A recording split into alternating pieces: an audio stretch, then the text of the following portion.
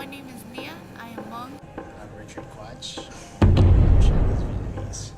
My name is Pania and I'm a Hmong American. Hi, my name is Stephanie Gillis. My name's Jess Lipsius. We are doing a video documentary for our Ethnic Studies 215.3 class. Our project, we decided to interview 4 Asian American students on campus and to give an insight on their opinions of certain matters. And the reason we decided to do it with an interview process and documentary is because there's only so much that you can learn from reading books and watching videos. We wanted to go out there and really just talk to them one-on-one and find out what's going on in their heads and what's it like living as an Asian American here in the United States. So we asked them a series of questions and they answered the series of answers to help explain what's going on. Which we'll now see.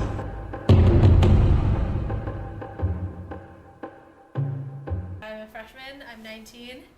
I was born in the Philippines. I'm technology chair. I'm a student and I'm just doing work study here. I'm 20 years old. I was born in Minnesota. I'm a student. I work at public safety. I'm Pania, I'm 24 and I was born in a refugee camp in Thailand. I am the oldest of 8 children and I am the first to also go to college and the first to get a college degree.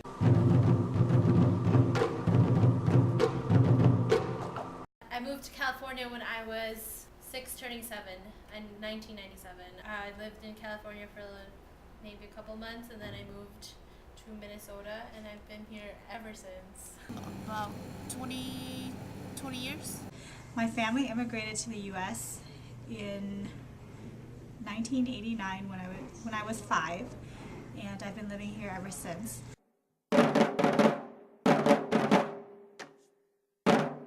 Just like as a person, but if people ask me, yeah, I'm Asian. I would say Hmong American. I just call myself Asian. I identify myself as Hmong American.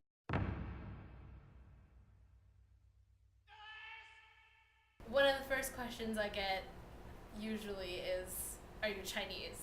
And I'm like, well, yes, but no. And like I always want to say no, but then I remember that I'm actually 25% Chinese. Like when I go to stores, like people just, they don't really help you out right away. Like they look at you first, the way you dress, and then they help you out, you know? Besides people assuming I can do things I can't, nothing else besides that. Well, there's always that feeling of being judged based on the color of your skin.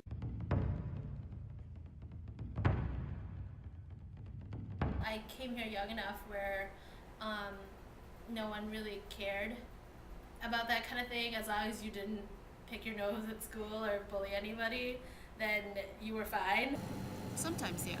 Like when I'm working, like I think people tend to think that I don't get their sense of humor, so a lot of times they don't joke with me, but they do with the other co-workers. Maybe a little bit. I think they treat me, or they think that I can do some things that I can't. Appearances mean everything. First time you talk to someone, the first time you see someone, you are already being judged.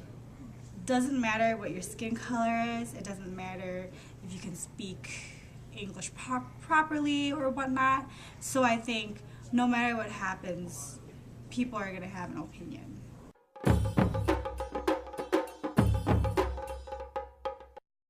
Maybe a little. I don't feel that my being Asian is hindered by American culture. Yeah, with a lot with religion and marriage, just things like that, because my parents feel like I should get married at a certain age and I feel like I'm not ready, and just things like that. I do get pressured from one of my cousins who wants us to be more American, which I think is just stupid.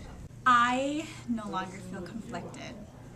I used to a lot because there was always that pressure to do better, to do good in school, to get a good job, and to learn English.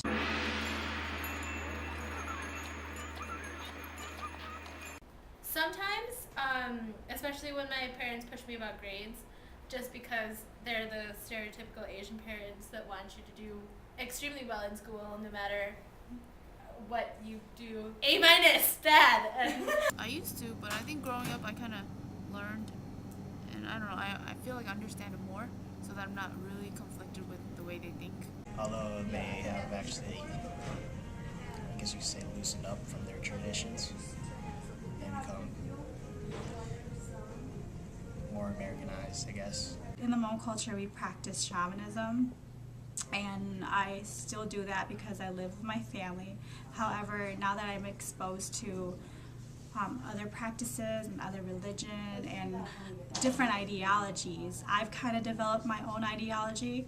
So not only do I only rely on Hmong cultural practices, I also believe in other practices as well.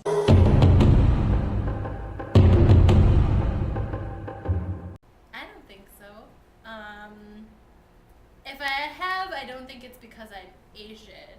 Being watched sometimes when I was younger, and not getting like customer service like other customers, and just like minor things.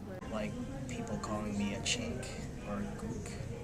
My friends and I were at the mall and we were accused of shoplifting because we were digging through clearance items. It was a little bucket and filled with items, and we were digging through it, and one of the cashiers accused us of shoplifting, which didn't happen.